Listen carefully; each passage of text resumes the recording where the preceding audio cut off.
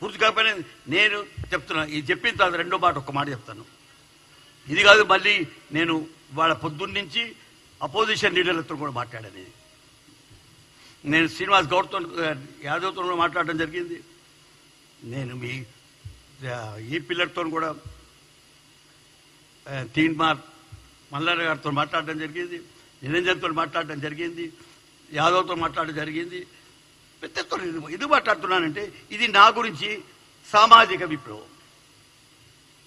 దీంతో డెమోక్రసీకి ట్రూత్ వస్తుంది, డెమోక్రసీకి స్ట్రెంత్ వస్తుంది.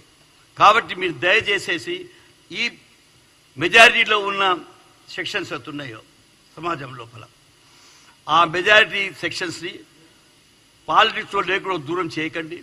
వాటిని పాలిటిక్స్ లోపల రాజ్యాధికంగా వచ్చేటట్టు చూడండి అని నేనేం చెప్తున్నానంటే, దీంతో సరిపోదు. సంతోషంగా ఉంది, చాలా సంతోషంగా ఉంది 42% రావడం.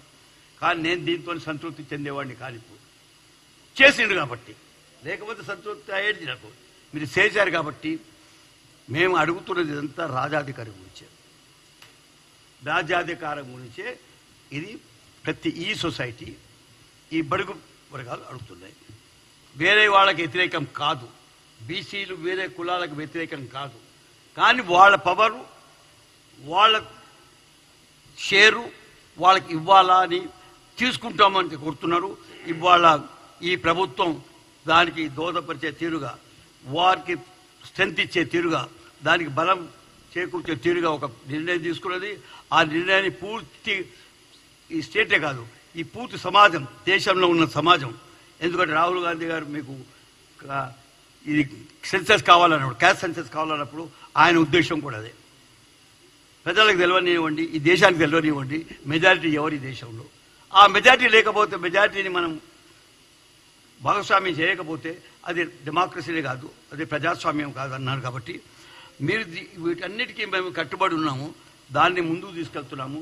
నేను ఈ 86 సంవత్సరంలో ఉన్న నేను ఈ వయసులో ఒక మాట చెప్తున్నాను, నేను దీవించే రైట్ నాకు ఉన్నప్పటికీ మిమ్మల్ని థ్యాంక్స్ చేస్తూ ఉన్నాను. గారిని కానివ్వండి, పొన్నం గారి కానివ్వండి, మీ అందరినీ థ్యాంక్స్ చేస్తున్నాను. ఎందుకంటే మేము కోరుకున్నది ఎప్పటి నుంచి, నేను 78 లోపల మినిస్ట్రీ నేను అప్పటి నుంచి వెయిట్ చేస్తున్నా. ఇది దాన్ని మీరు పూర్తి చేశారు కాబట్టి, పూర్తి చేసే తీరుగా ముందుకు తెచ్చారు కాబట్టి, మా ఎదురుగా ఒక ప్రతిపాదన పెట్టారు. ఆ ప్రతిపాదనని మేము పూర్తి చేసుకుంటే, అందరం కలిసి చేసుకుంటే ఈ సమాజానికి మనం సేవ చేసిన వాళ్ళం అవుతాం. అన్నెసరీగా టెక్నికల్ తెలియకుండా, లా తెలియకుండా ఇవాళ మాట్లాడారు బీఆర్ఎస్ వాళ్ళు అందరు మాట్లాడారు, మినిస్టర్స్ ఉంటాయి. కానీ ఎవరి మధుసూదనాచార్య నేను ఇప్పుడు ఎందుకు మాట్లాడానంటే క్రిటిసైజ్ చేసే మూడ్లో నేను.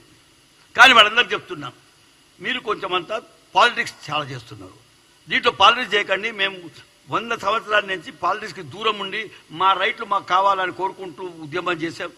కాబట్టి ఇప్పుడు ఎప్పుడో ఒక ప్రభుత్వం ముందుకు వచ్చేసి ఈ పని చేస్తామని చెప్పి, మనం కోరుకున్న పని పూర్తి చేస్తామని చెప్పినప్పుడు మనం దానికి ధన్యవాదాలు తెలిపారు. కానీ ఉత్తగా మాట్లాడుకోవడం లాభం లేదు. వాళ్ళకు కూడా చెప్తున్నా, అందరం కలిసి రేవంత్ రెడ్డి ప్రభుత్వానికి థ్యాంక్స్ చేస్తూ, ఇప్పుడున్న కాంగ్రెస్ పార్టీ నిజంగానే పూర్తి చూశాను. నేను మాట్లాడే పొద్దున కాంగ్రెస్ పార్టీ వాళ్ళతో కూడా, పొన్నంతో కూడా పొద్దున్నే 8 గంటలకి మాట్లాడడం జరిగింది.